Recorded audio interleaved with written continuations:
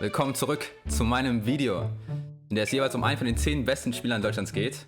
Für die, die das erste Video nicht geschaut haben, ich würde euch stark empfehlen, das zuerst anzuschauen, weil da werden so einige Sachen geklärt, wie zum Beispiel wie Seeding funktioniert oder wie die Rankings zusammengestellt werden. Link zum Video in der Beschreibung.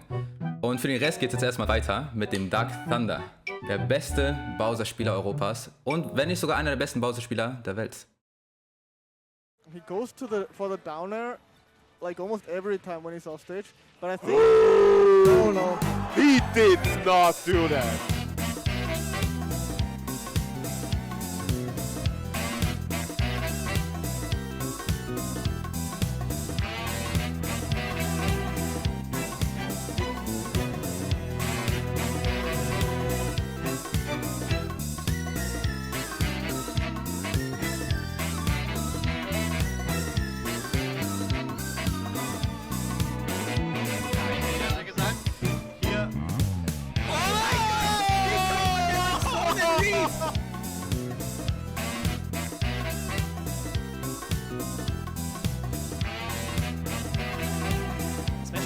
Oh mein Gott, und kriegt die Landing Air dort mit einem super platzierten F-Smash.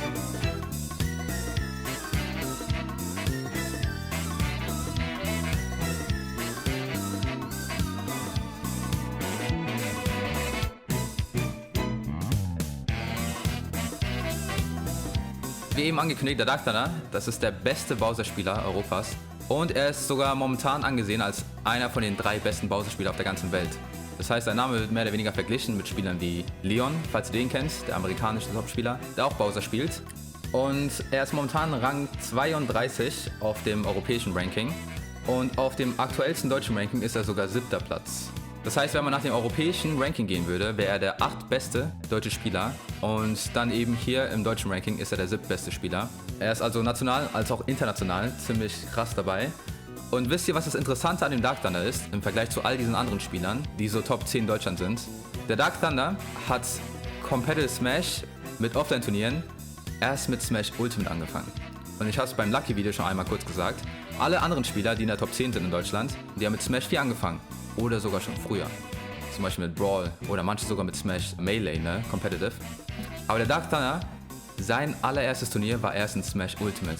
Und wie er es so schnell in die Top 10 Deutschland geschafft hat, das werden wir jetzt mal sehen in seinem Werdegang.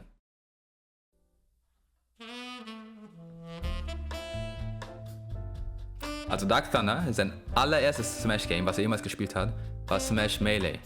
Und das war damals sogar noch bei einem Kumpel, das heißt, er hat das Game nie selbst gehabt. Und da war er schon ein kleines bisschen gehuckt. Aber erst mit Smash Ball hat er das erste Mal ein Smash-Spiel besessen. Und das hat aber auch nur Casual gespielt, ihr wisst ja, wie es normalerweise so läuft, gell? Mit Smash-Games. Man spielt hier so Casual, Items on, Freefall, das ganze Zeug, das ganze Paket praktisch. Aber Competitive Smash ist nochmal was anderes. Und das hat der Dark Thunder erst mit Smash 4 angefangen. Und ey, ihr fragt euch gerade bestimmt so, hä, warte mal, ich habe doch gerade gesagt, dass er erst mit Ultimate angefangen hat. Und ey, hier kommt jetzt der heftige Punkt. Er hat Smash 4 angefangen, von Anfang an, 2014, ne, als das Spiel rauskam, hat er angefangen. Und er hat es gespielt bis 2018, als Ultimate announced wurde. Die ganzen 4 Jahre lang hat er durchgezockt, competitive sogar. Er hat auch bei vielen Online-Turnieren mitgemacht, aber er hat auf keinem einzigen Offline-Turnier jemals gespielt. Er hat die ganze Ära lang von Smash 4 nur online gespielt, nur Online-Turnieren teilgenommen. Und der Grund ist ziemlich simpel, weil der Dark Thunder, er kommt aus Thüringen. Das ist relativ weit im Osten von Deutschland. Und die Smash-Szene in Deutschland ist mehr oder weniger zentralisiert im Westen. Zum Beispiel NRW ist mehr oder weniger der Hotspot. Oder es gibt auch andere Bundesländer, wie zum Beispiel Hessen, wo auch ziemlich viele Turniere sind. Oder Baden-Württemberg. Aber alles ist mehr oder weniger so im Westen Deutschlands. Währenddessen, der Dark Thunder war da ganz weit im Osten in Thüringen. Und er hatte einfach keine Turniere in seiner Umgebung. Deswegen hat er einfach nie die Chance dazu gehabt, auf ein Turnier zu gehen.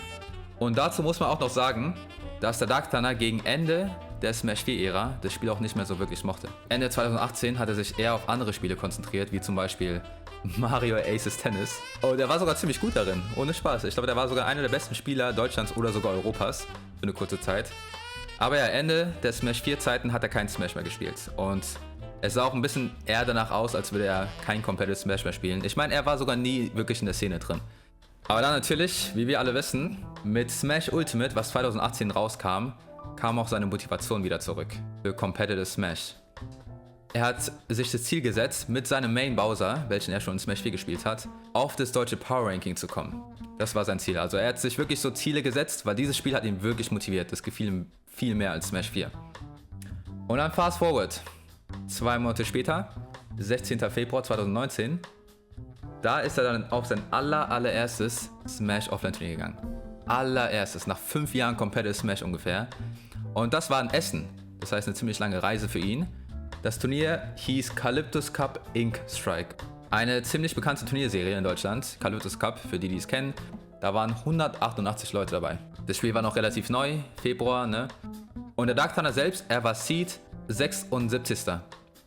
Und 76. Das bedeutet mehr oder weniger, dass man ein Random Seed war. Weil ab ungefähr der Hälfte oder sowas wird auch nicht mehr geseedet, meistens. Und ja, jetzt schauen wir uns mal sein Bracket an.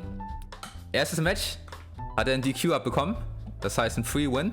Und zweites Game hat er gegen den Blaster Z verloren. Ein Little Mac-Spieler aus NRW, soweit ich weiß. Ziemlich guter Spieler und er hat das Set verloren, ne? Und natürlich, das hier war jetzt kein großes Upset, das er verloren hat. Weil damals, man kannte ihn nicht. Und jetzt würde man denken, okay, erstes Set des Tages hat er direkt verloren. Ich glaube, das war's. Er geht wahrscheinlich O2 oder sowas. Wie ein ganz normaler Spieler. Wie bei Lucky zum Beispiel. Er hat auch damals mit einem O2 angefangen bei dem Turnier. Also er ist in Losers gekommen. Und direkt danach hat er erstmal 2-0 gegen Wheel of Cakes gewonnen, ein Mega Man-Spieler, der damals auch noch nicht so bekannt war. Und hatte nochmal 2-0 gewonnen gegen Nava. Und jetzt ist eigentlich schon ein ziemlich gutes Ergebnis für die meisten Leute, die auf ihr erstes Turnier gehen, nämlich 2:1. 2 Sets zu gewinnen aus seinem ersten Turnier ist schon ziemlich gut, würde man sagen. Ist nicht schlecht. Aber Dark Thunder, er hat nicht aufgehört. Danach 2-0 gegen Flint, ein Ike-Spieler, der damals schon ein kleines bisschen bekannt war in Smash 4. Und danach geht's weiter. 2-1 gegen Yikaru. Ein Spieler, der schon mal Top 10 in Deutschland war. Und den hat er besiegt und das war sein erstes Upset. Gleich auf seinem allerersten Turnier hat er schon mal ein Upset gerissen. Und er ist damit aus Pools gekommen in die Top 32. Top 32 von 188 Leuten, müsst ihr euch vorstellen. Und dann schauen wir mal weiter, wie das weiterging, ne? Junge, ich kann mich noch daran erinnern. Das ist der John, wo er gegen Zula verloren hat. Darüber reden wir mal nicht, was da passiert ist. Die Wahren unter uns werden genau wissen, was hier passiert ist in dem Set. Für Ungeduld auf Sir Johns Seite und wird er von einem Fair getroffen. What? Was ist denn da jetzt gerade? Okay, Dark Thunder kommt frisch aus Pools und besiegt den Vision 2-1. Auch ein ziemlich neuer Spieler damals. Er hört einfach nicht auf, ne? Also der hält sich gerade so noch am Leben mit Game 3 Sets.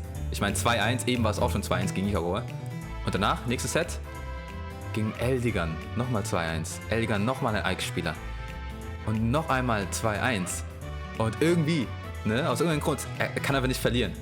Allererstes Turnier momentan, gell, von Dark Thunder. Und er macht immer noch weiter. Und nächstes Set gegen Kunai. Kase-kun muss er spielen. Und er gewinnt wieder. Nochmal 2-1 gegen Kunai. 3-mal hintereinander 2-1. Kunai auch schon ein Spieler, der schon seit Brawl dabei ist. Und den hat er wieder besiegt, 2-1. Und jetzt liegt er eigentlich nur noch ein Set von Top 8 entfernt. Gegen Sir John. Und den besiegt er 3-1. Also Sir John, für die ihn nicht kennen, er war zu damaligen Zeitpunkt eigentlich Top 10 in Deutschland. Ende des Smash 4 Zeiten war er auch einer der besten Spieler Deutschlands. Und das hier war sein allererstes riesiges Upset. Ein Upset, was die meisten Spieler wahrscheinlich erst so nach einem halben Jahr Competitive Smash holen. Oder vielleicht sogar ein ganzes Jahr oder vielleicht sogar nie. Und nächstes Set müsste er jetzt gegen den Light in der Top 8. He's not even going to That's send it to it? losers. No? He's going to send That's him out it. of the That's tournament. Light is out. Dark Thunder coming in with the Bowser. Ich meine, Light, im Nachhinein wurde er sogar der beste Spieler Deutschlands in der ersten Season von Smash Ultimate. Aber zum damaligen Zeitpunkt war er schon Top 5 in Deutschland. Und ey, ich sag euch, das alles ist nicht normal, was ich hier gerade erzähle. Obwohl er jetzt schon, sagen wir mal, okay, er ist gut geworden durch Online-Smash, ne? Aber Online-Smash und Offline-Smash ist eigentlich ganz anders. Weil erstens, der Input-Delay ist ganz anders. Man muss sich erstmal daran gewöhnen. Zweitens, man spielt vor einem Publikum. Es sind hier hunderte Leute zum Teil, die zuschauen. On-Stream sind es nochmal tausende Leute eventuell, die dabei live zuschauen. Es sind Kameras auf dich gerichtet, Lichter, die auf dich sind. Du hörst das Publikum, alles ist übertrieben laut. Diese ganzen Umstände haben dem Jungen einfach nichts ausgemacht. Für ihn war das mehr oder weniger das Normalste auf der Welt. Und ja, da hat er Light besiegt, erste Runde, Top 8. Und danach hat er gegen Robin GG spielen müssen. Und ja, gegen Robin GG war es doch ein kleines bisschen schwerer. und gegen ihn hat er leider 3-1 knapp verloren. So ging Dark Thunders allererstes Turnier, das er jemals in seinem Leben gespielt hat, zu Ende. Mit einer Top-6-Platzierung. Er ist 5. Platz geworden. Von 188 Leuten. Ein Turnier, wo die besten Spieler Deutschlands alle dabei waren, zum Teil. Ich war nicht dabei, ne? Aber trotzdem. Und obwohl wir ihn jetzt gerade ziemlich krass gehypt haben, damals war es so, die Leute haben natürlich erstmal gesagt, okay, das war wahrscheinlich ein Glückstreffer, ein Flug. Weil es war immerhin die ersten 3 Monate von Smash Ultimate. Niemand kannte das Bowser-Matchup, niemand kannte nicht mal so seinen eigenen Charakter so wirklich. Es gab viele, sagen wir, Ausreden, okay? Aber die waren alle ziemlich legitim, weil das Spiel war noch relativ neu. Und deswegen muss man erstmal warten, wie er halt in Zukunft abschneidet. Viele haben natürlich damit erstmal gerechnet, dass das erstmal für den Dark Thunder nicht so weitergeht. Aber dann, 2 Monate später, kommt es zum nächsten Turnier. Nämlich Calyptus Cup Fusion am 20. April, 2 Monate später. Und es war wieder ein Essen, wieder ein Calyptus Cup.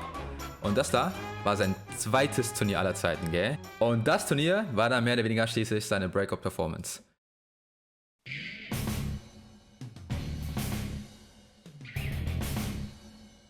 Als 9. Seed ist er in dieses Turnier reingegangen und hat seinen Pool ziemlich easy gewonnen. Ja. Ich dachte, er hat es gehört jetzt gerade. Oh mein Gott, der sauberste Two-Frame des Tages. Das war's. Und dann ist er in die Top 48 gekommen, gell?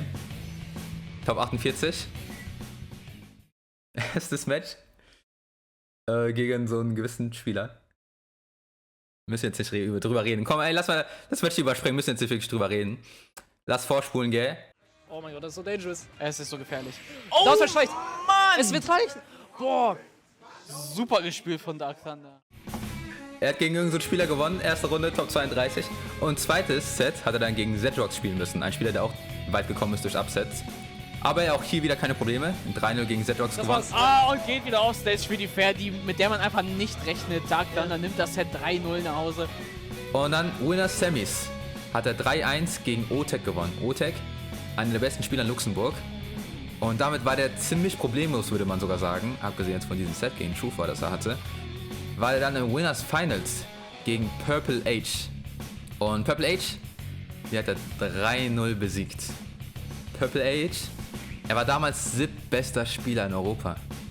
Und den hat er 3-0 besiegt. Aus seinem zweiten Turnier aller Zeiten. Mit einem 3-0-Win gegen den 7. besten Spieler Europas ging er in das Grand Final, ne? Und er sah eigentlich schon mehr oder weniger unstoppable aus. Und das Grand Finals, da musste er dann gegen den Sillentor, der auch ziemlich viele Upsets geholt hat. Das war dann das letzte Set des Turniers. Und man dachte eigentlich, okay, der Sillentor, der kann ihn stoppen. Link, Spieler, einer der krassen Combo-Games in ganz Europa mit Link. Und Bowser ist ein Heavy, ne?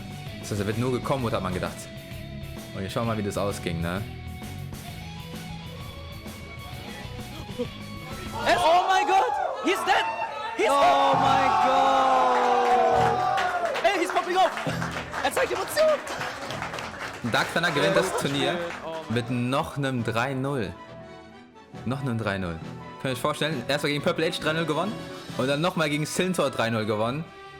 Er hat einfach das Turnier komplett problemlos gewonnen. Und das war erst sein zweites Turnier aller Zeiten. So ging sein Turnierrun zu Ende. Und ja, ich würde mal sagen, ab da war es eigentlich schon mehr oder weniger confirmed, dass das erste Turnier von Dark Thunder kein Glückstreffer war, kein Flug. Nach diesem Turnier hier war das eigentlich komplett klar. Also niemand hat mehr dran gezweifelt, dass der Dark Thunder ein guter Spieler ist. Der ist einfach reingekommen und hat einfach die Szene überwältigt. Wie ein Sturm. Thunder und so, wisst ihr? So. Kleines Wortspiel. Ab diesem Zeitpunkt war das eigentlich klar, dass der Dark Thunder schon zu den besten Spielern Deutschlands gehört. In nur 2 Turnieren hat er das geschafft. Das waren die ersten 2 Turniere von Dark Thunder. Und ab da ließ der Junge auch nicht locker. Ab diesem Turnier ging es für ihn eigentlich nur noch consistent so weiter. Also seine Performance ließ nicht nach. Und das Ganze hat sich auch im Power Ranking gezeigt. Im deutschen Power Ranking. Aber auf dem ersten deutschen Power Ranking wurde er dann anschließend 7. Platz. Und selbst auf dem zweiten Power Ranking, ein halbes Jahr später, wurde er auch nochmal 7. Platz. Er hat sich schon mehr oder weniger manifestiert als einer der besten Spieler in Deutschland. Und das in nur einem einzigen Jahr. Und abgesehen davon wurde er auch auf dem europäischen PR geplaced. Auf der europäischen PR wurde er 32. Mit Platzierungen wie zum Beispiel 33. auf Syndicate oder 25. auf Valhalla. Und dann, also wir sind jetzt schon ein bisschen näher in der Gegenwart. Ne? 2019 ging vorüber, Dark Thunder. Momentan schon etabliert als 32 bester Spieler Europas und 7. bester Spieler Deutschlands, ne? Und 2020, Januar, da war dann Dreamhack Leipzig. Dreamhack Leipzig war ein Turnier in Leipzig natürlich.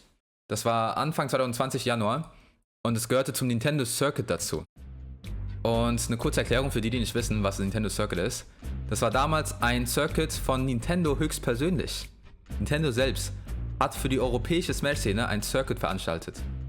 Das heißt, man konnte auf 7 verschiedenen Turnieren in 7 verschiedenen Ländern über einen gewissen Zeitraum, nämlich so ungefähr zweite Hälfte 2019 bis erste Hälfte 2020, da waren die 7 Turniere und auf diesen 7 Turnieren in 7 verschiedenen Ländern konnte man Punkte sammeln für ein Leaderboard. Und je nachdem, wer dann am Ende von diesen 7 Turnieren Top 16 sind, die werden dann eingeladen in ein Finale, Dreamhack Summer nämlich 2020, wo man dann auf ein Turnier spielt mit einem 5-stelligen Pot.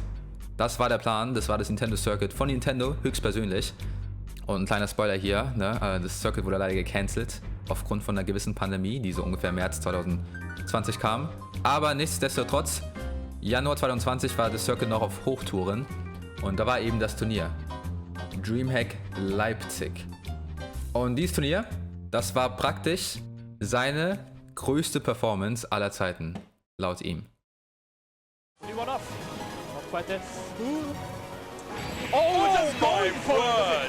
Max Rage up smash. Und der Dark Thunder, der war während diesem Zeitpunkt schon ein etablierter Topspieler und deswegen sein Pool war dann schon ziemlich smooth. Und er ging dann in das Top 32 Bracket rein, wo er gegen den Ice Starting spielen musste. Ein Spieler, der zu dem Zeitpunkt 15. bester Spieler Europas war. Und der hat er 3-2 besiegt, nur danach hat er gegen den Quick spielen müssen. Quick, bester Spieler Deutschlands mit Abstand. Zweitbester Spieler Europas, nur hinter den Gluttony.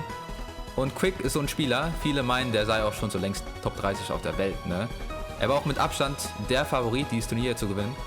Und den Spieler hat er 3-0 besiegt. Oh, never mind, that's it, 3-0. Never mind. Dark Thunder 3-0ing the German number 1. Wahrscheinlich sein größter Win aller Zeiten.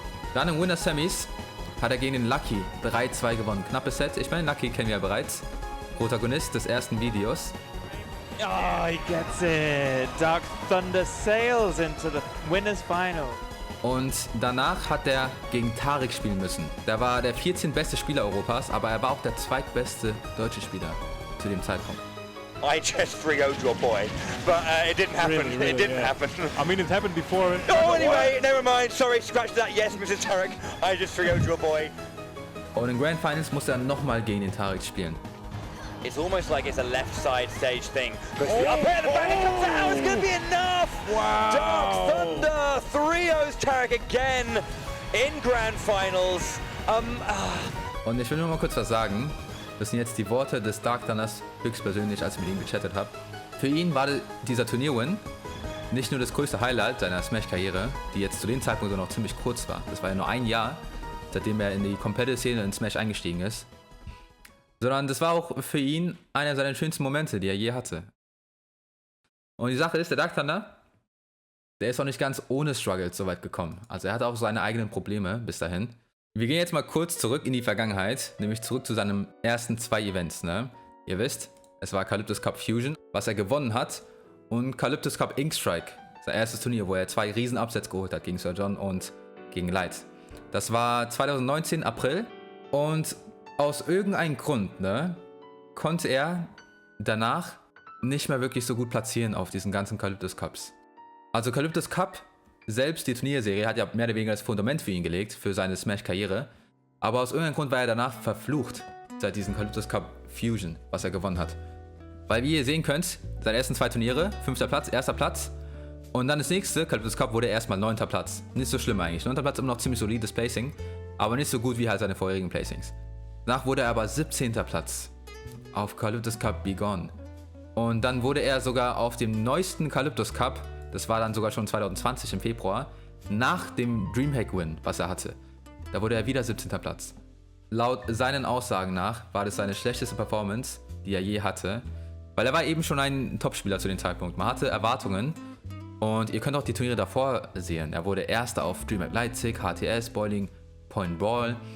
Diese ganzen Events wurde er Erster und dann zack, einfach 17. Platz. Er war einfach verflucht auf Calyptus Cups und er weiß nicht warum.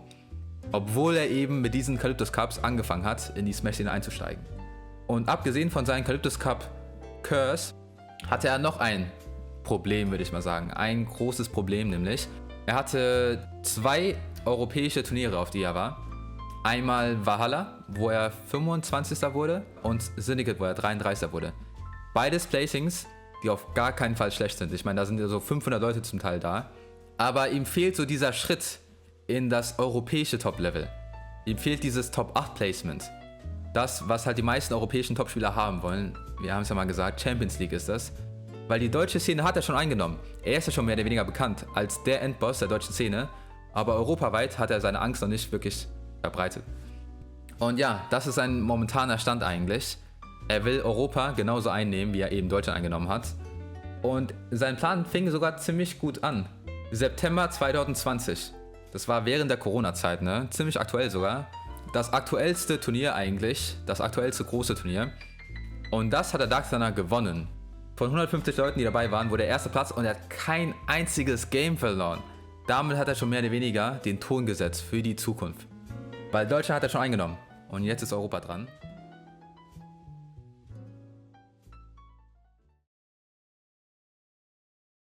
Der Dark Thunder ist ein gesponserter Spieler von Hive. Und heutzutage fürchtet man sich vor allem auch von Dark Thunders einzigartigem Spielstil. Man kann schon ein bisschen seine Person erkennen. Er ist ziemlich ruhig als Person. Ich glaube, sein Spielstil ist ungefähr genauso zu beschreiben. Ist ziemlich calm, würde man sagen. Ruhig. Er ist ein eiskalter Killer einfach. Ich glaube, das beschreibt ihn eigentlich am besten. Hat einen eiskalten Spielstil. Er spielt extrem ruhig, geduldig und hat extrem gute Instinkte. Eine Sache vor allem, die ihn am meisten auszeichnen, ist Positioning. Und vor allem als Bowser-Spieler ist eigentlich übertrieben gefährlich. Also er steht immer perfekt, genau da, wo man eben nicht weiß, was kommen kann. Und wegen dieser Angst kommt es oftmals dazu, dass die Gegner dann eben paniken, irgendeine Panikoption auspacken, weil die eben sich nicht wohlfühlen in der Situation und mit Panikoptionen dann irgendwie versuchen zu entkommen. Und genau diese Openings nutzt er aus für seine Hard Reads, wie wir vorhin gesehen haben. Und diese heftigen Reads, die üben so viel Pressure aus auf den Gegner und ab da geht es dann immer noch bergab für die meisten Leute. Der fokussiert sich extrem viel auf den Spieler, der gegenüber ist. Er spielt mehr dieses Spieler-Matchup als das Character-Matchup. Und genau das macht ihn so gefährlich, weil dieses spielerbezogene Gameplay, was er hat, das übt ja extrem viel Pressure auf dich aus. Und ich würde persönlich sagen, oder allgemein, man würde meinen, dass deswegen Bowser eigentlich perfekt zu ihm passt. Weil Bowser selbst als Charakter braucht gar nicht so viele Hits, um einen Stock zu holen. Vor allem mit so einem S-Smash zum Beispiel. Wenn er einmal so einen S-Smash trifft, ist der Stock ja weg bei 40%. Und deswegen, der Charakter ist einfach wie gemacht für den Dark Thunder.